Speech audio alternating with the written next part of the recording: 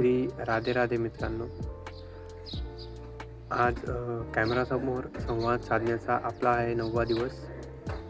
आज तसं मन नाही आहे व्हिडिओ बनवण्याचं, तब्येत बरोबर नाही आहे म्हणून.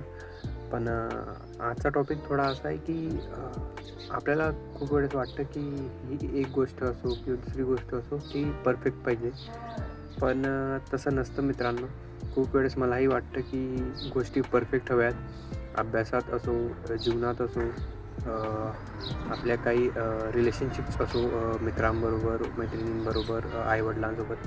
पण ते तसं नसतं. काही प्रॉब्लेम्स त्यात असतातच आणि त्या इम्परफेक्शन्स ज्या असतात त्या इम्परफेक्शन्स जास्त इम्पॉर्टंट असतात.